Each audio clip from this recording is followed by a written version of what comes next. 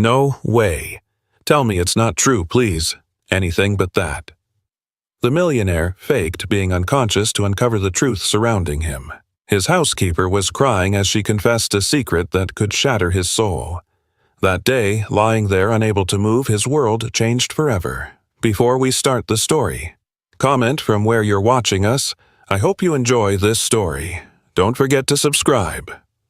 The sound of twisting metal was the last thing Matthew heard before darkness completely enveloped him on that gray morning on the highway.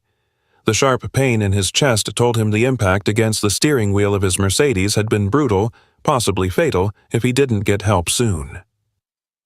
Through the haze of his intermittent consciousness, he could hear the sirens of ambulances approaching like a distant echo, promising uncertain salvation. His mind fought to stay awake, remembering the faces of his beloved children, Philip and Rebecca, waiting for him at home, unaware of the tragedy. Each breath felt like a battle won against death, a stinging reminder that his life hung by a very thin thread. The paramedics acted with frantic speed, shouting codes and orders that Matthew could barely understand in his total daze. He felt them pull him from the wreckage with precise but painful movements that sent electric shocks through his injured spine. The smell of burned gasoline and blood filled the air, creating a nightmare atmosphere he couldn't escape no matter how hard he tried. They loaded him onto the stretcher urgently, and the cloudy sky was the only thing his eyes saw before the ambulance doors closed. In that confined space, the sound of his own heart monitored by machines was the only rhythm tying him to the world of the living. The ride to the hospital was a confusing mix of flashing lights and jolts that vibrated every fractured bone in his battered body. Matthew tried to speak, to ask about his family, but the words drowned in his throat, unable to overcome the barrier of physical trauma. He thought of Edward, his business partner, and the confrontation that should have taken place that morning about the missing money in the company. The irony of fate hit him. He was going to demand justice, and now he was fighting to survive in a race against time. The loneliness in that ambulance, surrounded by strangers fighting for him, made him feel a vulnerability he'd never experienced in his millionaire life. Upon arriving at the emergency room, the white antiseptic light from the spotlights momentarily blinded him, forcing him to close his eyes against the intensity. He heard the organized chaos of the doctors, the metallic sound of instruments, and the authoritative voices directing the operation to stabilize him. Despite the chaos, a strange calm began to descend over him, a mental clarity contrasting with his body's immobility. He decided not to waste energy trying to communicate, letting the professionals do their work while he retreated inward. It was in that moment of forced stillness that his sharp sense of hearing became his only reliable connection to the outside world. While the doctors worked on his wounds, Matthew overheard a conversation on the other side of the curtain that chilled his blood more than the accident itself. Two nurses were reviewing his chart and commenting with disapproval about the call they'd just received from his wife. She didn't even ask if he was conscious or in pain. She just wanted to know about the severity, and the insurance one said with indignation, "It's unbelievable how cold some people are." "It seems she cares more about the inheritance than her husband's life," the other replied sadly. Those words stabbed into Matthew's mind like sharp daggers, planting the first seed of a terrible doubt. The physical pain took a back seat as his mind processed the information, remembering his family's insistence that he marry Valerie. It had only been 8 months since they'd had a discreet wedding, driven by the need to give his children a mother after the death of his first wife. Valerie had always seemed perfect, attentive, and affectionate, or at least that's what Matthew had wanted to believe in his desperation. Now, lying on a hospital gurney, the image of his ideal wife began to crack, revealing dark fissures. Had it all been an award-worthy performance designed to trap him in a moment of emotional weakness? He remembered the day he met Valerie at that corporate event in Manhattan, so elegant and full of life, contrasting with his own gray mourning. She had known exactly what to say to fill the voids left by Patricia's death in his home. His children, Philip and Rebecca, seemed to accept her, though now Matthew questioned if that acceptance had been genuine or forced. Doubt is a slow poison, and in the sterility of that emergency room it began to course through his veins. He decided he needed to know the absolute truth without filters or social masks before making any drastic decision. The doctors returned with the final diagnosis: mild head trauma, multiple contusions, and fractured ribs, but nothing that permanently threatened his life. He heard them discuss transferring him home in a couple of days for absolute rest under private care. That's when the risky Machiavellian idea began to form in his brain like a necessary survival strategy. If everyone believed he was unconscious or in a vegetative state, no one would watch what they said around him. He'd be a spy in his own life, a silent observer able to see the true faces of those around him. He called Dr. Bellamy his longtime physician and loyal friend of over 15 years as soon as he was alone in the room. With a weak but firm voice, he explained his plan and asked for the strictest confidentiality in exchange for a generous donation to the hospital. "Matthew, this is crazy." "Ethically, it's complicated," the doctor said, hesitating at his patient's strange request. "I need to do it, Bellamy. My life and my kids' lives might depend on what I discover in these days," Matthew insisted. Finally, the doctor reluctantly agreed, promising to instruct the staff to maintain the narrative of minimal consciousness. The next 2 days in the hospital were a dress rehearsal for the grand performance Matthew was about to stage in his own home. He practiced total immobility, controlling his breathing to make it slow and rhythmic, relaxing every facial muscle. He learned to crack his eyes open just enough to see shadows and movements without seeming to focus. He endured the physical discomforts without complaint, preparing to become just another piece of furniture in his mansion. Anxiety gnawed at him inside, but outwardly he was the picture of utter defeat and extreme weakness. Valerie visited only once before the transfer, entering the room with poorly disguised impatience and expensive perfume. She didn't take his hand or stroke his forehead. She just stood at the foot of the bed, observing him coldly. Matthew heard the tapping of her nails on her phone screen as she sent endless texts. "I hope this doesn't last too long. I have plans that can't wait," she muttered to herself, thinking he couldn't hear. That phrase confirmed his worst fears and strengthened his resolve to carry out his plan to the bitter end. The day of the transfer arrived, and the movement of the gurney to the private ambulance was another torture for his sore, tense body. Upon arriving at his mansion in Beverly Hills, he felt the change in atmosphere. The air of his home, which should have been comforting, felt heavy and hostile. The nurses carried him carefully to his room on the second floor, placing him in his immense king-size bed. Valerie barked orders at the staff in a shrill voice, more concerned about them not dirtying the carpets than about his health. Matthew closed his eyes and immersed himself in his role, becoming a statue of flesh and bone. The room fell silent once the nurses left, leaving him alone with his thoughts and the faint hum of the air conditioner. It was strange to be in his own bed surrounded by his things, but feeling like an intruder in a parallel reality. He sharpened his hearing, trying to catch the sounds of the house, the footsteps in the hallway, the distant murmur from the kitchen. He wondered where his children were and why they hadn't come running to greet him as they always did. The absence of their laughter was an ominous omen that squeezed his heart more than any physical wound. Hours passed, and the afternoon began to fall, casting long shadows that danced on the ceiling. Matthew maintained his position, ignoring the cramps starting in his legs from lack of movement. He knew any slip, any involuntary twitch could ruin the whole plan and put him in danger. His mind replayed recent events over and over, searching for signs he'd ignored about Valerie's behavior.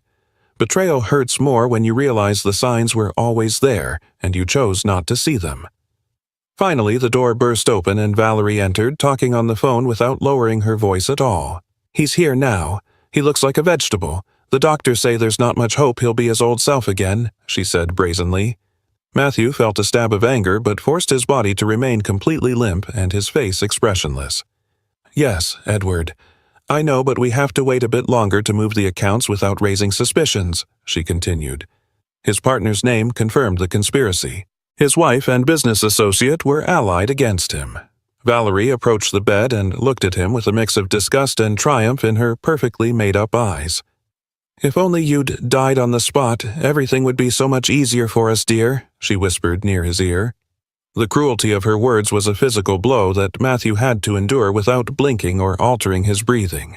She let out a short, dry laugh, turned on her heel, and left the room, leaving him with the confirmation of her evil. Now, there was no turning back. Matthew knew he was sleeping with the enemy and had to be smarter than her. The night brought overwhelming loneliness, interrupted only by the sound of wind gently tapping the closed windows. Matthew thought of Patricia, his late wife, and silently asked her for strength to protect their children's legacy. He promised himself he wouldn't rest until he unmasked Valerie and Edward and made them pay for their betrayal. The impotence of not being able to get up and shout was psychological torture, testing his sanity every second. However, he knew patience was his only weapon in that moment of extreme vulnerability. Near midnight, he heard soft, hesitant footsteps approaching his door, very different from Valerie's authoritative heels. The door opened with a slight creak, and someone entered carefully as if trying not to disturb the air. It was Laura, the housekeeper, who approached the bed and adjusted his blankets with maternal tenderness. "Good night, Mr. Matthew. Rest well. I'll be praying for you," she whispered sweetly. That small act of humanity was a balm for his wounded soul amid so much darkness. Matthew fell asleep with that last image, the kind hand fixing his cover in the middle of the night. He knew the coming days would be a trial by fire, a chess game where he was the apparently fallen king, but he also knew he wasn't completely alone. There was goodness in his house even if it came from the least expected person. With that small hope, he surrendered to sleep, preparing to wake the next day and continue his charade. The war for his life and family had just begun in silence. Dawn filtered through the heavy velvet curtains, marking the start of Matthew's first full day as a prisoner in his own body. The dim light revealed the details of his luxurious room, which now felt more like a gilded cell than a sanctuary of rest. He kept his eyes closed while listening to the house wake up, identifying the routine noises of the staff. The aroma of fresh brewed coffee wafted up from the kitchen, awakening his appetite and reminding him he was still human. However, he had to ignore hunger and thirst until someone came to assist him maintaining his role perfectly. Valerie entered the room after 10 a.m., much later than she used to rise when he was active and working. She brought no breakfast or medicine, just her phone glued to her ear and an attitude of evident annoyance in her steps. She paced the room, opening drawers and rifling through personal documents Matthew kept in his nightstand with total impunity. "I can't find the safe code." "This idiot was always paranoid about security," she complained to her invisible interlocutor. Matthew had to focus on a fixed point on the wall through his lashes to avoid betraying his growing fury. The woman continued rummaging through his belongings, tossing what didn't serve her onto the floor with absolute contempt for order and privacy. "Yes, Edward. I already checked the planner, but there's nothing written down. We'll have to call a locksmith or force it," she said impatiently. Matthew realized they didn't just want his money, they were in a hurry to seize everything before he could recover or die. Hearing them plan to loot his life while he lay there was a surreal and terrifying experience. Every word from Valerie was another piece in the puzzle of her betrayal, confirming she'd never loved him. At noon, Laura entered timidly with a tray containing broth water and the prescribed medications for his recovery. Unlike Valerie, Laura moved with almost reverential respect, asking permission even to enter the room of an unconscious man. "Excuse me, sir. I brought your lunch. Let's see if we can get you to eat a little," she said softly. With infinite patience, she helped him sit up slightly and fed him spoonful by spoonful, cleaning any drops that fell. Matthew felt immense gratitude toward this woman who, without blood obligation, showed him more humanity than his own wife. While feeding him, Laura spoke to him quietly, telling him about the weather or how the birds were singing in the garden that morning.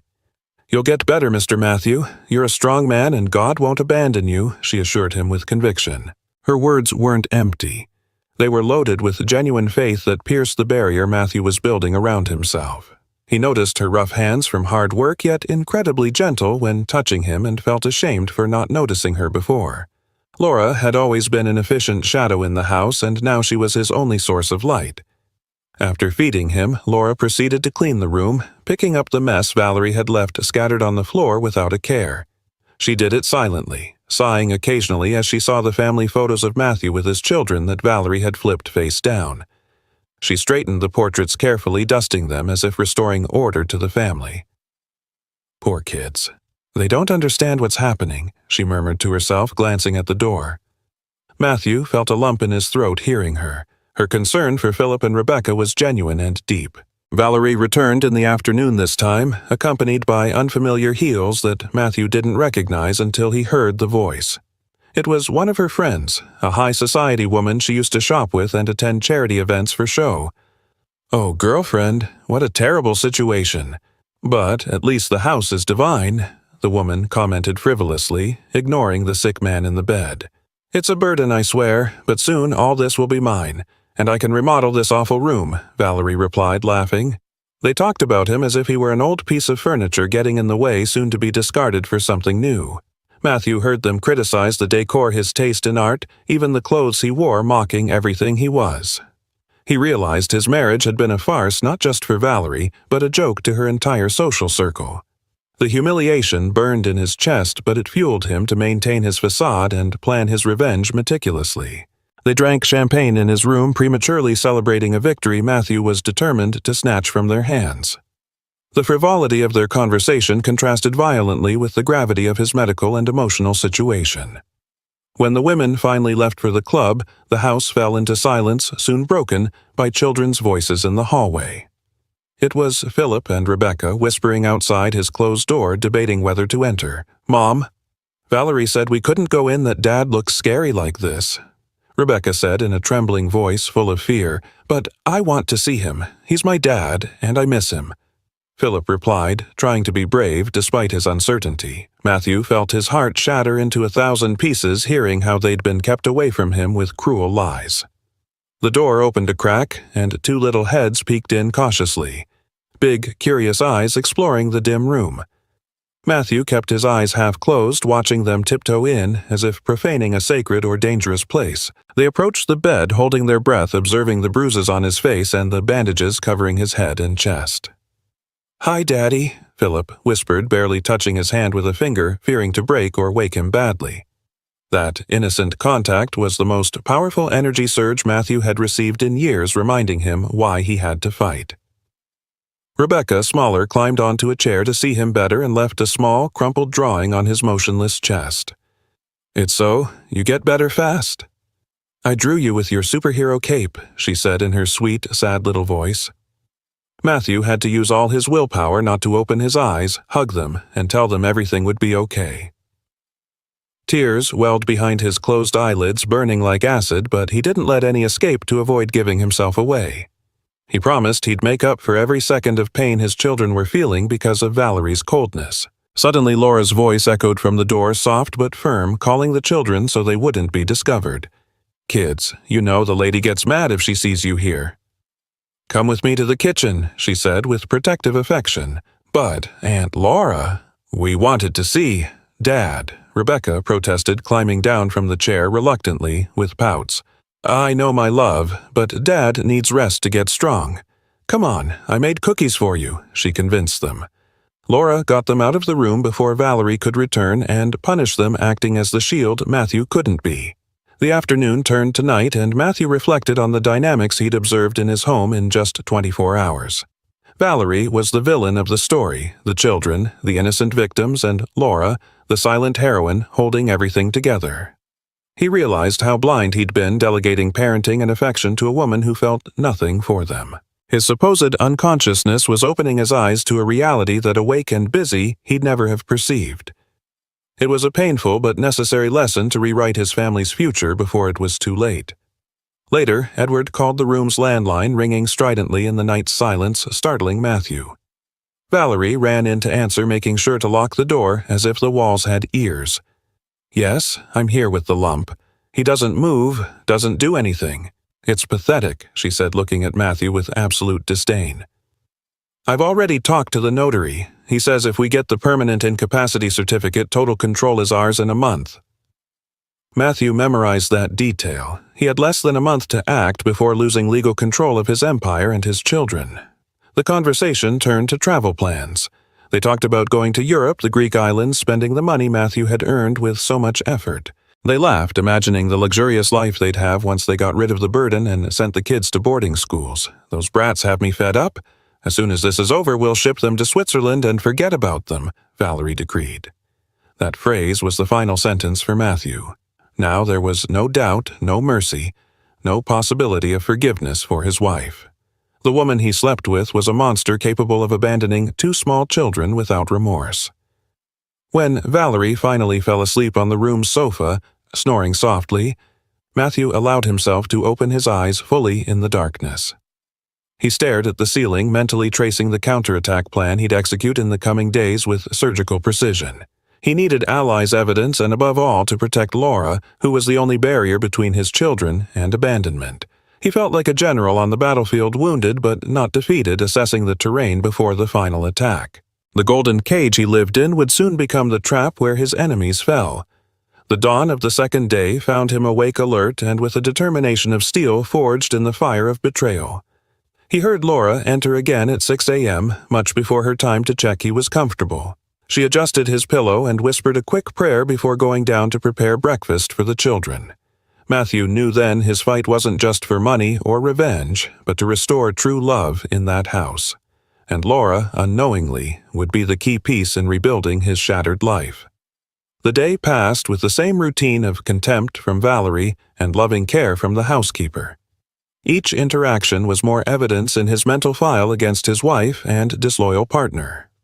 Matthew began to move his fingers slightly under the sheets, exercising his muscles to avoid atrophy, preparing for the moment of action. He knew the road would be hard and painful, but the vision of a future free of lies drove him. He was ready to play the most dangerous game of his life, and this time he'd set the rules. The routine of deception settled in with painful precision during the first week of Matthew's return to his mansion. Valerie had turned the marital bedroom into her clandestine operations office, assuming her husband was deaf and mute. Matthew learned to recognize her different tones of voice, the sweet and fake for visitors, the sharp and cruel for the family. It was an anthropological study of human hypocrisy observed from the front row of a sickbed. Each passing day, the mask of the perfect wife slipped a bit more, revealing the rot beneath. One rainy afternoon, Edward came to visit Valerie under the excuse of bringing company documents for her to sign as temporary power of attorney. They entered the room, laughing with a familiarity that turned Matthew's stomach with disgust and contained rage. Look at him lying there. The great Matthew Sanders reduced to nothing. Edward mocked, standing by the bed and lightly tapping Matthew's leg. "Don't touch him. It gives me the creeps." "Better sign this quick and go have a drink in the living room," Valerie replied impatiently. Matthew had to endure the humiliation of being treated like an inanimate object by the man he'd trusted with his business. Edward pulled out papers and began explaining to Valerie how they were diverting funds to offshore accounts under the guise of operational losses. "It's brilliant, Valerie. No one suspects because everyone thinks the company is in crisis due to Matthew's absence. You're a genius, love. With that money, we can buy the house on the French Riviera we've always wanted," she celebrated, clinking her glass with his. They were dismantling Matthew's life legacy right under his nose, toasting to his misfortune with his own liquor. The audacity of their crime was so great that Matthew almost admired their stupidity for confessing it all in front of him. Matthew focused on memorizing the names of the shell companies and banks they mentioned: Delta, Investments, Cayman Islands Bank. Each detail was ammunition he stored carefully in his mind for when he could speak to his lawyers and the police. The financial betrayal hurt, but the personal betrayal of seeing his friend and wife conspiring together was a deeper wound. He remembered all the times Edward had dined at that house, playing with his children, pretending to be the fun, loyal uncle. It had all been an elaborate lie for years, waiting for the right moment to stab him in the back. "What do we do about the housekeeper?" "That Laura looks at me funny. I think she suspects something," Edward asked, suddenly lowering his voice. "Don't worry about that deadbeat. She has nowhere to go and needs the job. She won't say anything," Valerie dismissed arrogantly. "We should fire her as soon as we have total control." "I don't want any witnesses to what happened here," Edward suggested coldly. Matthew felt an instant protective impulse. He wouldn't let them touch a hair on Laura's head, who was the only loyal one in that nest of vipers. The conversation then shifted to details of the accident, revealing an even darker secret than the theft or adultery. "You were lucky the brakes failed right on that curve." "I thought maybe it wouldn't work," Valerie said in a chilling tone. "I told you I'm good with mechanics. A little adjustment and fate did the rest. Too bad he survived." Edward replied smugly. Matthew felt the world stop. It hadn't been an accident. They'd tried to murder him in cold blood, tampering with his car. The revelation shocked him, turning his anger into a primal, fierce survival instinct. Now he understood why Valerie showed no emotion. She was disappointed her widowhood plan had only partially failed. Matthew was a loose end, a breathing problem preventing them from accessing the full fortune immediately. Real fear gripped him. If they realized he was recovering, they wouldn't hesitate to finish the job right there in his own bed. He had to be more cautious than ever, feigning deterioration if necessary to make them drop their guard. Night fell, and Valerie went out to dinner with Edward, leaving Matthew alone with his mind racing at 1,000 miles per hour. He tried to move his legs harder under the blankets, testing his physical limits now that he knew his life was at stake. The pain was intense, but bearable compared to the adrenaline coursing through his veins from the certainty of the murder attempt. He was trapped, cut off in his own home, surrounded by mortal enemies sleeping under his roof. Laura entered later for her night round with red eyes and a sadness Matthew hadn't noticed so markedly before. She sat in the chair by the bed and sighed deeply, as if carrying the weight of the world on her tired shoulders. "Oh, Mr. Matthew, if you knew what's going on in this house, you'd get up right now," she confessed in a whisper. "Mrs. Valerie has no heart. She treats the kids like they're nuisances." Today, she yelled at Rebecca for crying. She continued venting. Matthew clenched his teeth. Knowing his children suffered emotional abuse was almost worse than knowing they'd tried to kill him. Laura took his hand and began praying the Lord's Prayer, asking for protection for him and the children amid so much evil. Her faith was unbreakable, a light in the darkness enveloping the mansion that gave Matthew a bit of peace. She adjusted his pillows gently, ensuring he was comfortable for the night, unaware he heard her. "Rest, boss. I'll take care of your little angels. I won't let that woman hurt them," she promised solemnly. That promise sealed a silent pact between them. Laura was his natural ally, though she didn't know it yet. The next morning, Matthew heard Valerie on the phone with a lawyer discussing the terms of mental incapacity. "I need you to draft the document now. I'll bribe whoever it takes to sign it fast," she ordered urgently. They were speeding up the proceedings, meaning Matthew's time was running out faster than he'd calculated. He had to find a way to communicate with the outside without alerting Valerie or her spies. The tension in the house was palpable, like a violin string stretched to the breaking point. During the day, Matthew observed Valerie trying on expensive clothes in front of the full-length mirror, completely ignoring his presence. She tried on black dresses, posing as if rehearsing to be the grieving, elegant widow at the funeral. "Do you think this looks good on me for the wake?" she asked the heir, laughing at her own macabre joke in front of her reflection. The image was grotesque, his wife planning his funeral while he watched from the bed where he supposedly agonized. Matthew felt deep repulsion for that woman he'd once thought would be his life partner. Valerie's cruelty knew no bounds. She even dared to bring in a decorator to plan how she'd remodel the room once he was gone. They talked about knocking down walls, changing furniture, and erasing any trace of Matthew's existence in his own sanctuary. "I want everything white and gold. Get rid of this outdated, depressing style of Matthew's," she instructed. They were erasing him from history, rewriting his life and legacy as if he'd never mattered. Matthew swore on his parents' memory he wouldn't let that happen while he had breath. That afternoon, Philip managed to sneak into the room again while Laura distracted Valerie downstairs with a household issue. The boy approached and left a small toy car on the nightstand, his most prized possession. "So you can drive away from here when you wake up, Dad," he whispered with heartbreaking innocence before running out. That little metal car became the symbol of Matthew's hope, a tangible reminder of why he had to fight. His children didn't just need him. They trusted he'd return, and he couldn't fail them. By the end of the week, the masks had fallen completely, and Matthew saw reality with brutal, painful clarity. He was surrounded by predators who wanted his money and his life, and his only defense was his wits and a housekeeper's loyalty. The battle was set, and though it seemed he had all the odds against him, he had the element of surprise. No one expects the corpse to rise from the autopsy table to accuse his killers, and that's exactly what Matthew planned to do at the moment and place that would hurt them most. Laura's presence in the house had become the only pillar holding up the sanity and emotional well-being of the family. While Valerie lived in her bubble of selfishness and criminal plans, Laura wove a net of love around the children and Matthew. Matthew noticed how she arrived earlier each day, sacrificing her own rest to ensure everything was in order before the lady woke. Her light steps were the first sign of life in the morning, a steady, reassuring rhythm amid the chaos. She didn't just clean and cook. She filled the emotional voids the tragedy had exposed in the mansion. Matthew observed through his half-open lashes how Laura cared for every detail of his surroundings with almost religious devotion. She dusted the furniture without noise, opened the curtains just enough for light without bothering his eyes, changed his sheets with a gentle technique, moving him delicately to avoid pain, always speaking respectfully. "Let's turn a bit, Mr. Matthew, so your back rests. You'll see how good it feels," she'd say. She didn't treat him like a terminal patient or a piece of furniture, but like a worthy human deserving comfort. But what moved Matthew most was witnessing the bond Laura had forged with Philip and Rebecca in his absence. The children, rejected by their stepmother and scared by their father's condition, had found refuge in the housekeeper's skirts. Often, Laura let them into the room when Valerie was out creating a small clandestine family sanctuary around the bed. They'd sit on the rug, and Laura would read stories, making voices for the characters and making them laugh quietly. Those moments of contained joy were the oxygen keeping Matthew's spirit alive in his voluntary confinement. One afternoon, Matthew heard a conversation that broke his heart and filled him with deep admiration for Laura.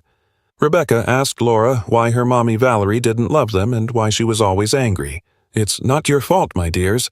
She has a heart that's a little sick, but you're wonderful," Laura explained tactfully. "But you do love us, right?" "And Laura?" Philip asked, needing confirmation. "I love you more than my life. You're my borrowed children, and I'll always take care of you," she replied, hugging them tight. Laura not only gave them affection but worried about their education and nutrition aspects Valerie ignored completely. She checked their homework at the kitchen table, helping with addition and subtraction with infinite patience. She prepared their favorite meals, ensuring they ate vegetables and fruits, nurturing their bodies as much as their souls. Matthew realized Laura was acting as a mother in every sense without the title or resources. She was filling the role Valerie had despised, doing it with naturalness and overflowing love. There was a day when Valerie brutally scolded Laura for letting the children into Matthew's room. "I told you I don't want those brats in here, they bother and bring dirt," Valerie yelled, not caring who heard. Laura lowered her head, accepting the insults humbly, but defending her position with silent bravery. "They just wanted to give their dad a kiss, ma'am. They miss him a lot," Laura replied in a trembling but firm voice. "Don't talk back, you idiot, or you're out on the street right now," Valerie threatened before slamming the door. Matthew felt volcanic fury seeing how they humiliated the only person truly worthwhile in that house. He wanted to get up and kick Valerie out, but he knew it wasn't the strategic moment to reveal himself. Laura, after the scolding, wiped her tears and approached Matthew to check the shouts hadn't disturbed him. "Sorry for the commotion, Mr. Matthew. Don't let those bad energies reach you. You rest," she said. Her ability to swallow her pride and pain to protect his peace was an act of everyday heroism. On another occasion, Matthew heard Laura singing a lullaby to Rebecca, who'd had a nightmare, and sought comfort. The melody was simple and sweet, a song Laura probably sang to her own daughter, sharing that maternal love. Rebecca calmed quickly, feeling safe in the arms of the woman who'd become her emotional anchor. Matthew memorized that melody. He promised himself he'd sing it to his daughter someday, honoring who taught it. Laura was saving his children's childhood, preserving their innocence against their stepmother's neglect. Laura also talked to Matthew when alone, telling him about her life, assuming he couldn't hear. She spoke of her daughter Camille, how smart she was, how she loved drawing and learning new things. "She's my sunshine, Mr. Matthew. I work hard, so she has a better future than mine, so she becomes a professional," she said proudly. Matthew learned Laura's dreams and hopes this way, humanizing her beyond her role as housekeeper. He discovered a fighter, a single mother and widow facing life with unbreakable dignity. The small details of Laura's care marked the abysmal difference between her and Valerie. Laura always ensured his lips were moist, put cream on his hands to prevent dryness, read the newspaper news so he didn't lose touch with the world, firmly believing he was in there. Valerie, in contrast, didn't even look him in the face. For her, Matthew was a logistical problem to solve. The comparison was odious but necessary for Matthew to reevaluate all his priorities and affections. One stormy night, the thunder scared the children, who ran to Matthew's room, instinctively seeking safety.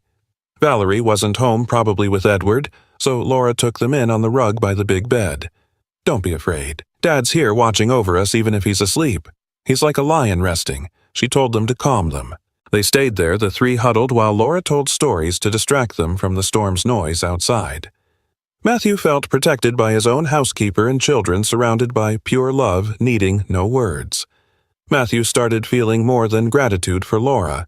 It was a mix of admiration, respect, and growing affection. He realized she had all the qualities he'd wrongly sought in Valerie: kindness, loyalty, and selfless love.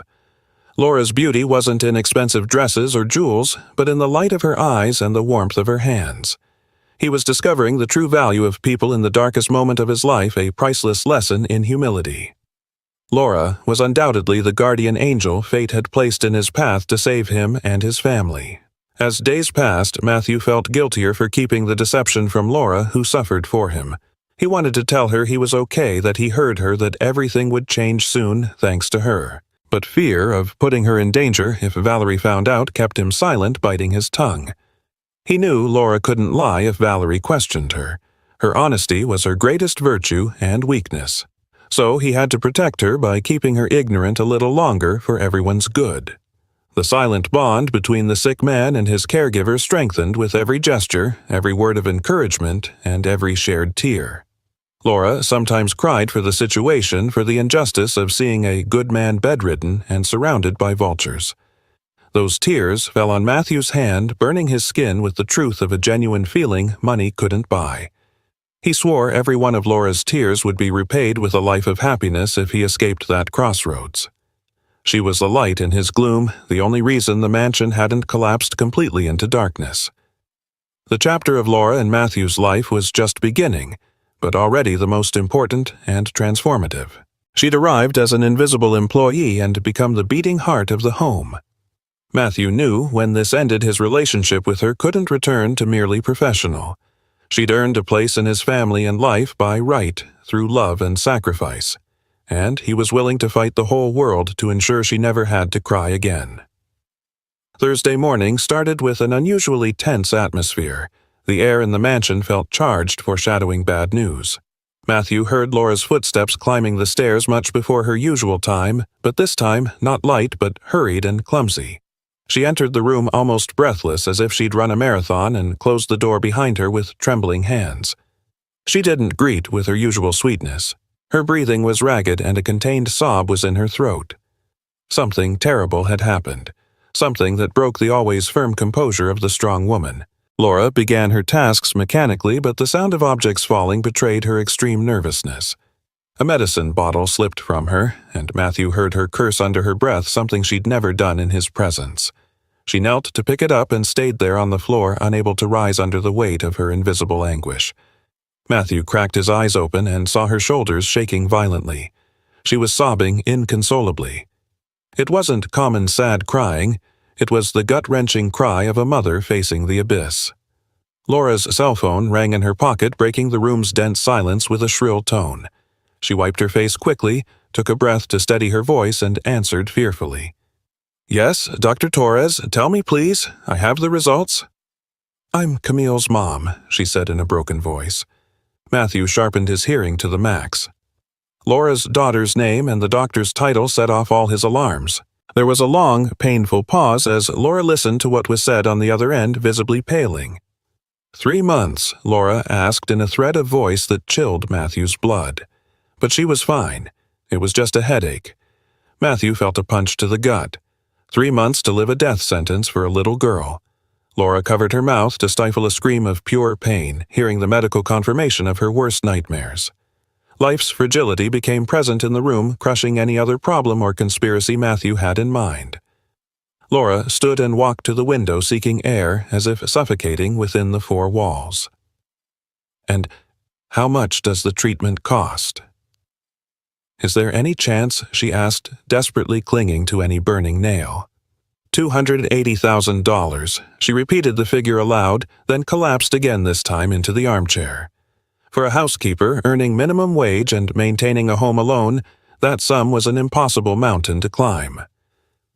The desperation in her voice was palpable. Money was the only barrier between her daughter's life and death. "Doctor, I don't have that money. I'm alone. I'd sell everything I have and not even reach half," Laura said on the phone. "Social Security. The waiting list is 2 years. She doesn't have 2 years. She has 3 months," she argued impotently. Bureaucracy and poverty condemned her daughter, an injustice. Matthew knew theoretically, but now witnessed in the flesh. Laura was living every parent's nightmare, knowing a cure exists but unable to afford it. Matthew felt deep shame for his accumulated wealth while she suffered for money to save a life. When the call ended, Laura stared into space with the phone still in hand in a catatonic state. "My girl, my Camille," she whispered over and over, rocking back and forth to comfort herself. Matthew wanted to shout to get up and tell her he'd pay everything, but his plan kept him tied to the bed. However, his heart had already decided. He couldn't remain passive before such suffering. The loyalty and love Laura had given his family deserved to be returned tenfold. In this critical moment, Laura approached Matthew's bed, perhaps seeking the comforting presence of someone even if she thought he couldn't hear. She took his hand firmly, her tears falling on his skin hot and full of pain. "Mr. Matthew, if you were awake, I know you'd help me. You're good," she spoke from the heart, "but I can't ask you, it's not fair. You have your own fight." "God help me," she begged, looking at the ceiling.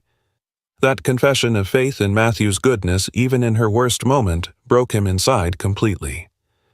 In the following hours, Matthew witnessed Laura's silent desperation as she tried to do the math in an old notebook. He heard her call family friends trying to sell her few valuables, receiving refusals and excuses. "Mom, I'll sell the TV and fridge." "Yes, it doesn't matter. We'll eat cold things. I need the money," she said on the phone. She was dismantling her humble life piece by piece to buy days for her daughter, sacrificing everything without hesitation. It was the purest portrait of maternal love and absolute sacrifice that moved Matthew to his core. While Laura struggled for a few dollars, Matthew recalled Valerie's talks about spending millions on trips and clothes. The contrast was obscene.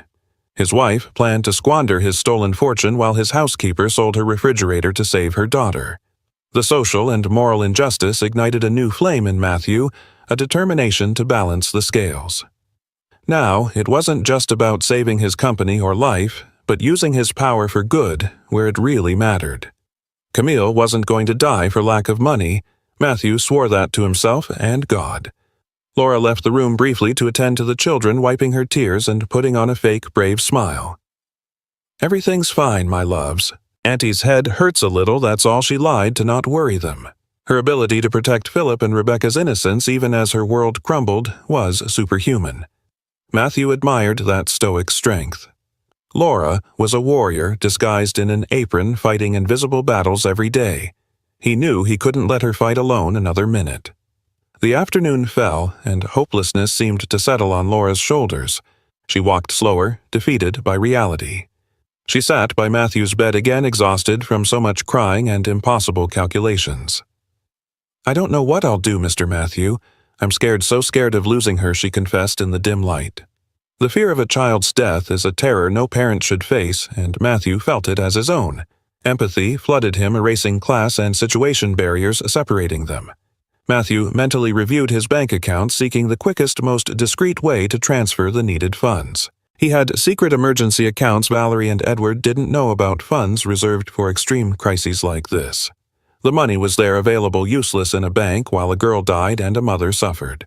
The solution was within reach, literally a awakening away.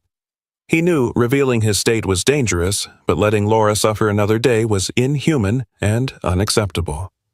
That night, Laura stayed longer than usual, reluctant to go to her empty home and face her sick daughter's reality. She stayed, watching over Matthew's feigned sleep, finding peace in the shared room's silence. "Wake up soon, Mr. Matthew. The world needs good people, and I need a miracle," she whispered before leaving. That plea was the definitive sign Matthew waited for to act. The miracle she asked for was lying in that bed, and he was ready to grant it at dawn. The decision was made. The next day, he'd break his silence, risk his plan, but save Camille. A child's life was worth more than any revenge or business strategy against his wife. Matthew slept little that night, anxious for the moment of truth, rehearsing his words. A mother's cry had achieved what nothing else could, waking the millionaire from his feigned sleep to face reality. Tomorrow would be the day Laura's tears turned to hope.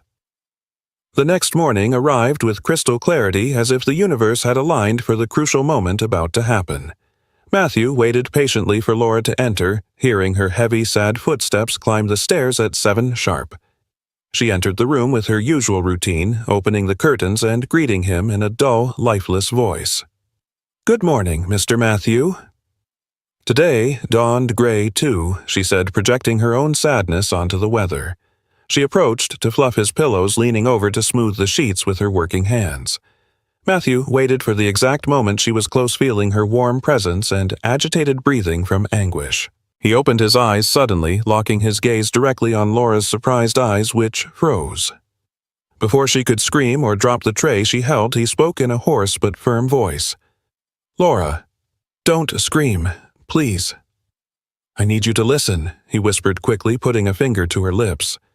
Laura froze, eyes wide and mouth open in a silent scream of absolute disbelief. "Mr. Matthew, you're—" she stammered, stepping back and clutching her chest as if about to have a heart attack. "I'm awake. Laura and I have been since I got back from the hospital, but no one can know," he explained urgently. "It's a ruse. I'm faking to protect myself and my kids from Valerie and Edward," he added, seeing her try to process the information. Laura's initial shock gave way to fearful confusion, glancing at the door afraid someone might enter. Matthew sat up in bed with difficulty, showing that though weak he controlled his body and mind. "I heard everything, Laura. I heard how you care for my kids, how you defend me, and I heard the call about Camille," he said, staring at her. Mentioning her daughter made Laura break down crying again, this time from mixed emotions and shame at being heard. "Forgive me, Mr. Matthew. I didn't want to bother you with my problems." "You have your own," she apologized between sobs. "You have nothing to forgive. Listen well. The money for Camille's treatment will be in your account today," Matthew declared. $280,000 and whatever else is needed. She'll have the best doctors in the city, he promised with determination. Laura shook her head frantically, unable to believe the solution to her nightmare was happening. "I can't accept that. It's too much money. I'm your employee. I could never pay you back," she said with dignity despite her need. Matthew took her hands firmly, forcing her to look him in the eyes to understand his offer's seriousness. "You've cared for what's most valuable to me, my children, when no one else did. You saved my family," he said emotionally. "Let me save yours. It's not a loan. It's thanks. It's justice." "Camille will get better," he insisted. Laura collapsed to her knees by the bed, kissing Matthew's hands and crying with infinite relief and gratitude. "Thank you, Lord. Thank you, God bless you. I owe you my life," she repeated endlessly, releasing the built-up tension. Once the emotional moment passed, Matthew explained the full situation, the plan against Valerie, the company theft, and the murder attempt. Laura listened, horrified, covering her mouth at the magnitude of the evil in that house. "They're monsters. They wanted to kill you," she whispered, feeling real fear for her boss's safety. "Exactly. And that's why I need your help. I need you to be my eyes and ears outside this room," Matthew asked. "No one can know I'm awake, not even the kids. It's dangerous," he warned seriously. Laura wiped her tears, and her expression changed, from desperation to fierce determination, like a lioness protecting her pack. "Count on me for anything, Mr. Matthew. I won't let them do anything to you or the kids," she swore bravely. "I'll keep acting normal. I'll serve those traitors coffee as if nothing's wrong," she said, assuming her role in the counter-conspiracy. They became accomplices, united by a secret that could save both their lives and families.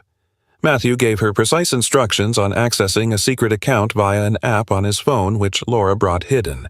They made the transfer right there. Matthew saw Laura's eyes light up at the bank confirmation. "Go to the hospital today, pay for the treatment, and have them start now. Say you got a family loan or anonymous donation," he instructed. "Don't raise suspicions with big spending here. Be discreet," he advised, thinking of every detail. That day, Laura left the room transformed. Though her eyes were red, her back was straight and her step firm. Matthew returned to his immobile position, but inside he felt more alive and powerful than ever. He had a loyal ally in enemy territory, someone who'd watch over him while he planned the final blow. The loneliness that had accompanied him for days dissipated, replaced by certainty he wasn't fighting alone. The silent pact sealed in that room was stronger than any contract or Valerie's threat. That afternoon, Laura returned with hospital news whispering in his ear while pretending to wipe sweat from his forehead. "I paid already. They start chemo tomorrow. Camille sends a thank you drawing, though she doesn't know who the angel is that paid," she told excitedly. Matthew felt a warmth in his chest worth more than all the millions being stolen from him. Knowing his money served to give life, not just accumulate power, gave his existence new purpose. The dynamic between them changed subtly. Now they shared complicit glances when Valerie entered the room to rant. Laura informed him of everything: who called the house, what mail arrived, what the kids said, what Edward planned. She became the perfect spy, invisible to the villains who considered her inferior and irrelevant. Matthew gathered the information, building the legal and strategic case that would destroy his enemies in one strike. At night, Laura brought the children to say goodnight, and Matthew felt the temptation to hug them stronger than ever. "Dad looks better today. He has more color," Philip commented, observing with sharp, childish attention. "Yes, your love is healing him. Keep talking to him," Laura encouraged, winking imperceptibly at Matthew. It was a moment of family complicity where Matthew, Laura, and the children formed a protective circle of love against the house's darkness. The pact was firm hope renewed, and the counterattack ready to begin. The following weeks were an exercise in patience and precision for Matthew and Laura, operating as a synchronized team. Matthew hired a trusted private investigator via encrypted messages on a phone Laura provided. The investigator installed mics and micro cameras in the living room, office, and garden during a scheduled fumigation. Now, Matthew not only heard what happened in his room, but had eyes and ears throughout the property. He watched on the phone screen Valerie and Edward's meetings, their premature celebrations, and fraudulent document signings. He also contacted an external forensic auditor, an old acquaintance who began silently tracking the company's financial moves. They uncovered a complex web of embezzlement dating back months, coinciding exactly with Valerie's arrival in his life. Everything had been orchestrated from the start: the courtship, quick wedding, systematic theft, and finally, the accident. The betrayal's magnitude was total. It hadn't been love. It had been a criminal business operation from day one. Matthew felt disgust, but also relief, confirming his instinct hadn't failed him. Laura, meanwhile, continued her double life: submissive employee by day, courageous mother and spy by night. She took Camille to treatments, updating Matthew on every advance, every small victory against the cancer. The girl responded well, and hope bloomed in the hospital as evidence piled up in the mansion. Laura also shielded the children from Valerie's toxicity, keeping them busy in the garden or their room. She was the human shield, preventing the stepmother's poison from touching Philip and Rebecca's souls. The day came when Valerie's lawyer brought the final papers to declare Matthew's permanent incapacity before a corrupt judge.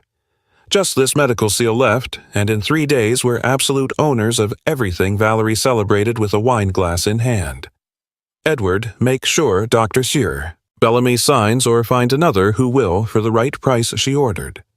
They didn't know Dr. Bellamy was already part of Matthew's plan and ready to give them the surprise of their lives. Matthew decided that would be the day. He had all the recordings, bank documents, and needed strength. On the morning of the awakening, Matthew coordinated with Dr. Bellamy to come for a routine check at 10 sharp. Valerie and Edward were in the living room, relaxed and confident, waiting for the lawyer to celebrate their final victory. The doctor went up to the room, winking at Laura, who waited nervously in the hallway with the children. "It's time, Matthew. You ready?" the doctor asked quietly while preparing his bag. "More ready than ever, Doctor.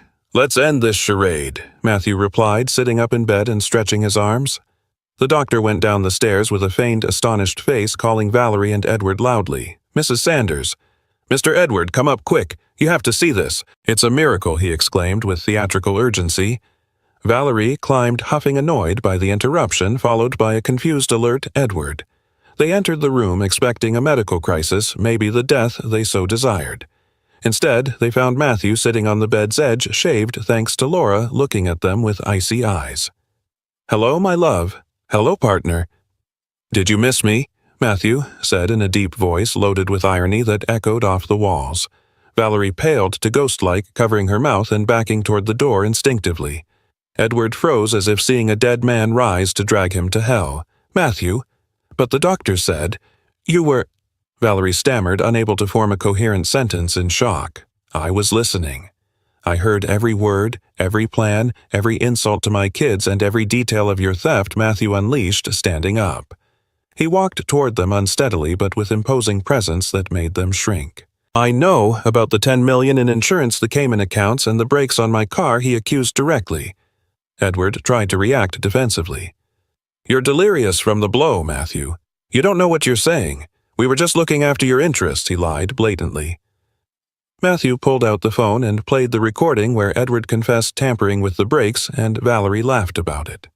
The audio filled the room, eliminating any chance of denial or doubt about their guilt.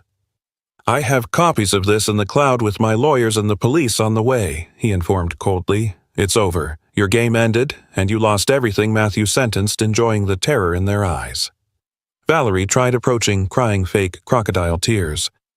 "Matthew, he forced me. I was scared." "Forgive me," she pleaded pathetically. "Save the tears, Valerie. You've used up your lie quota. Out of my house." "Now," Matthew shouted, pointing at the door with authority. At that moment, 2 private security guards Matthew had hired entered to escort them. "You have 5 minutes to get your personal things, nothing valuable, and get out before the patrol arrives," he ordered the guards. Valerie left screaming insults, showing her true face to the end while Edward hung his head in defeat. The house seemed to breathe relief when they crossed the threshold to the street. Laura appeared at the door with the children who'd heard the shouts but now saw their father standing and awake.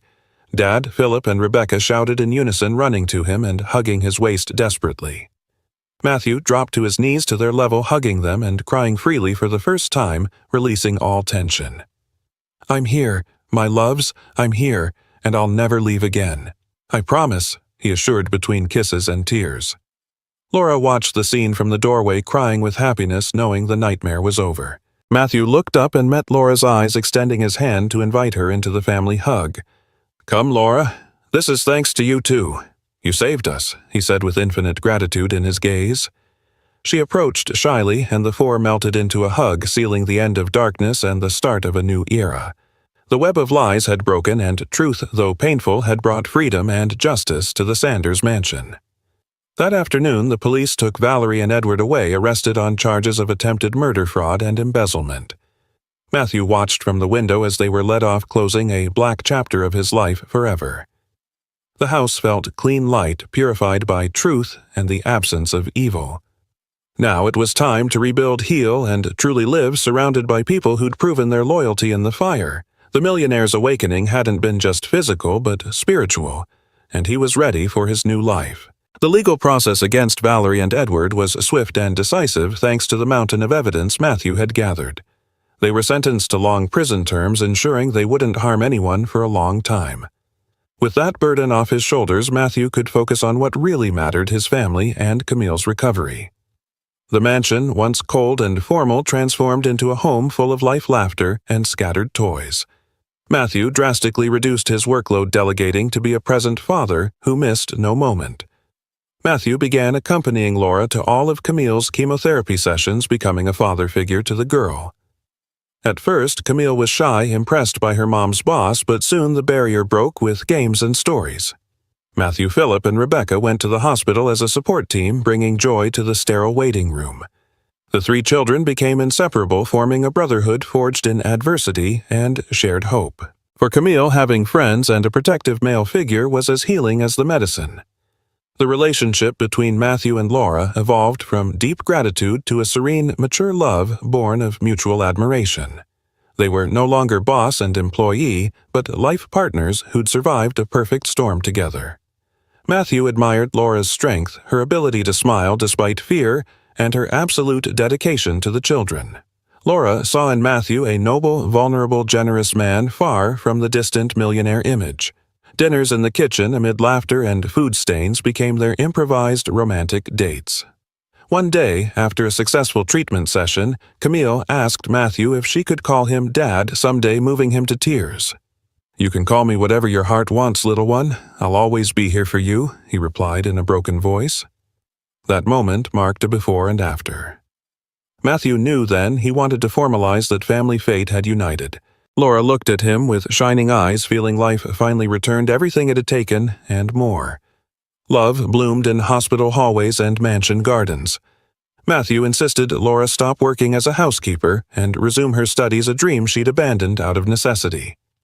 "You have a gift for teaching and caring, Laura. The world needs teachers like you. I'll support you," he encouraged. She enrolled in college for education, studying nights with help from Matthew and the kids.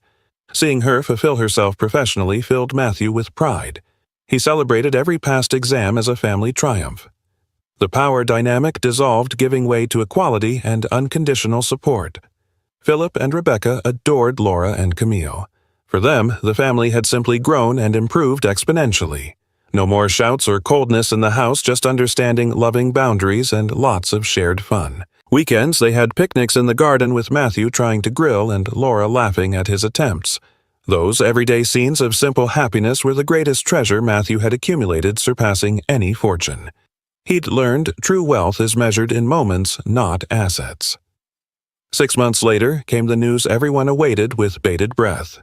Camille was in complete remission.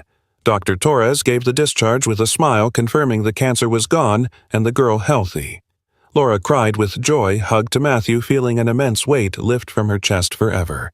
They celebrated with an intimate party at home with cake balloons and the feeling of winning the most important battle.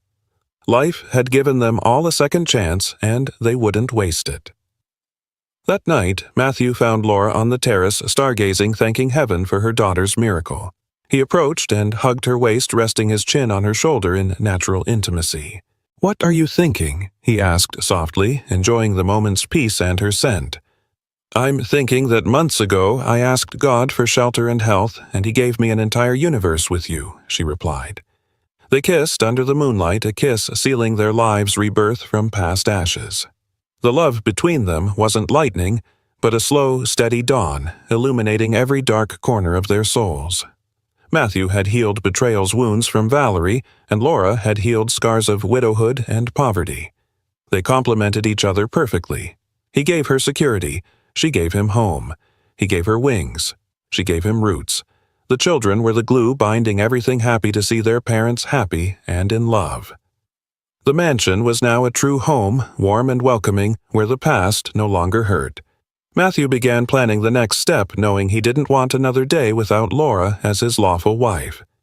He wanted the world to know that wonderful woman was the queen of his life and home. He prepared everything with the kids' help, excited about a wedding and being official siblings. The conspiracy now was of love, with whispered secrets and hidden giggles to surprise Laura.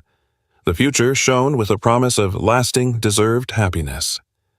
The mansion garden was decorated with warm lights and white flowers set for a surprise that would change their lives forever. Matthew had organized a special dinner under the excuse of celebrating the first year of remission and everyone's health. Laura arrived in a simple but elegant blue dress Matthew had gifted her, looking radiant and happy. The children were unusually quiet and smiling, containing excitement, knowing what would happen. The atmosphere was magical, with soft music in the background and jasmine scent in the air. During dinner, they recalled everything lived from Coma dark days to present light, thanking each step.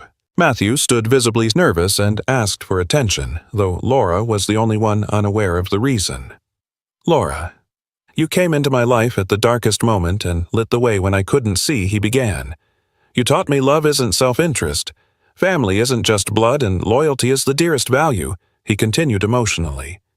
Laura looked at him with teary eyes, intuiting where the speech headed. Matthew knelt before her, pulling a small velvet box from his pocket while the kids jumped with joy. "I love you not out of gratitude, but for who you are. I want you to be my wife, my partner, and the official mother of this tribe," he declared. "Laura Vargas, would you do me the honor of marrying me and making me the happiest man in the world?" he asked, opening the box. The ring shone simple and perfect, reflecting garden lights and Laura's joyful tears. "Yes, of course, yes. 1,000 times yes," she replied, throwing herself into his arms to kiss him. The children ran to hug them, shouting, "Long live the bride and groom," turning the romantic moment into a chaotic, happy group hug. "Now we're really siblings," Philip exclaimed, high-fiving Camille and hugging Rebecca. Matthew looked at his family, that patched family built on broken pieces that fit perfectly. He felt complete, knowing he'd made the right decisions at his life's most critical moment. Love had triumphed over greed, illness, and lies. The wedding happened months later, an intimate but beautiful ceremony in the same garden, surrounded by true friends, no press. Laura walked to the altar, escorted by Philip and Camille, while Rebecca tossed rose petals. Matthew waited with a face-lighting smile, feeling the luckiest man on earth. No excessive luxuries or obligatory guests, just people who loved them and celebrated their genuine union. It was their happiest day, the official start of their forever. At the reception, Matthew had one last surprise: Camille's adoption papers finalized and judge approved.